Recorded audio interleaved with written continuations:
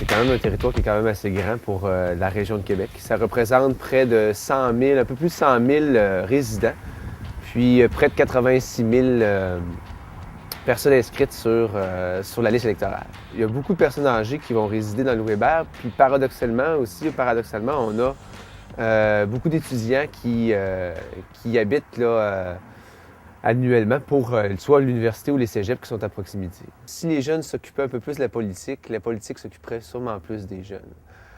Parce qu'en fait, si les jeunes de 30 ans et moins votaient à 90 %, les politiciens se rendraient compte que les votes ont une importance sur la décision finale. J'espère que ma candidature va les motiver à venir voter, puis pour que le discours change aussi. Parce que je crois que la génération des baby boomers a fait de grandes choses. Il n'y avait rien avant, ils ont tout construit.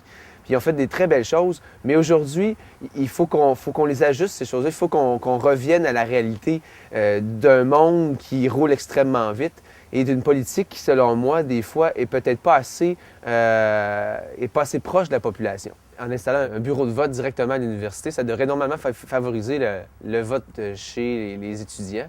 Et aussi, il y a aussi quand même un pourcentage d'étudiants qui sont immigrants, donc de favoriser, pour ceux qui ont le droit de vote, de favoriser la possibilité d'aller voter. L'enjeu est important en ce moment. On voit que partout au Canada, de plus en plus, il y a des organismes, il y a des mouvements qui se préparent contre les conservateurs.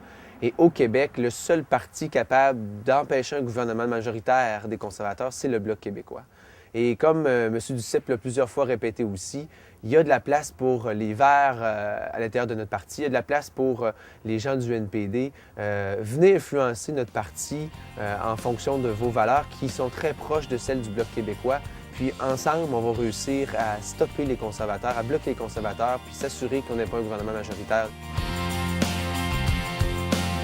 Ce message a été autorisé et payé par l'agent officiel de Pascal-Pierre Payé.